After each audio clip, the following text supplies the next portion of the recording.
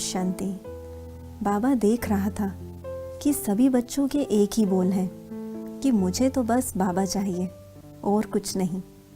फिर तो बच्चे, इस पुरानी दुनिया से मन बुद्धि को 100% बाहर निकालना पड़ेगा, अर्थात निमित्त बन कर्म व्यवहार में आना पड़ेगा, ना कि किसी भी प्रकार की खिंचावट की वजह से।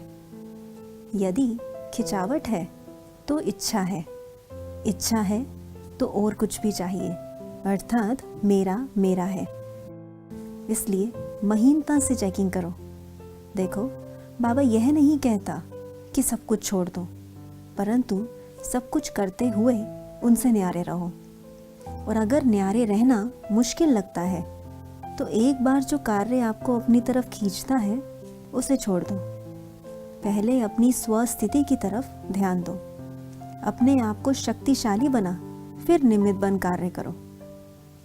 अभी पावरफुल स्वस्थिति की बहुत बहुत ज़रूरत है, क्योंकि दुनिया में दिन प्रतिदिन हर तरह का आकर्षण अर्थात खिंचावट और समस्याएं बढ़नी ही हैं। और यदि आपकी स्वस्थिति पावरफुल ना हुई तो आप समझदार हो।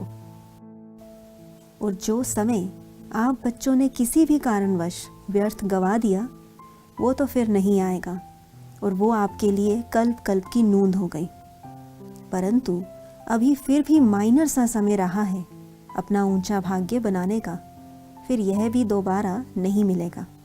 फिर बताओ, भगवान बाप की इतनी ऊंच पालना से भी आपने क्या प्राप्त किया?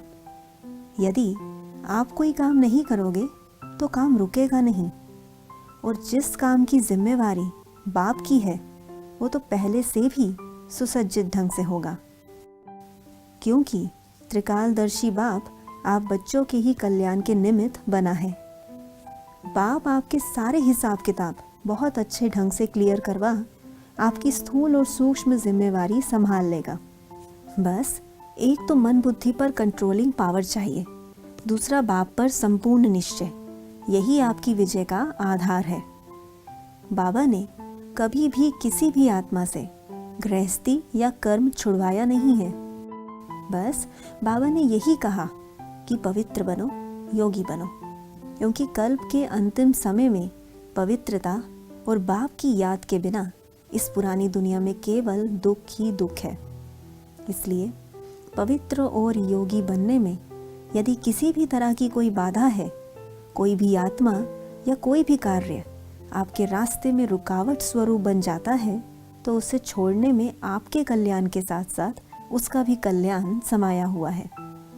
क्योंकि किसी भी तरह का कोई बंधन व चिंता आत्मा को आगे बढ़ने नहीं देती।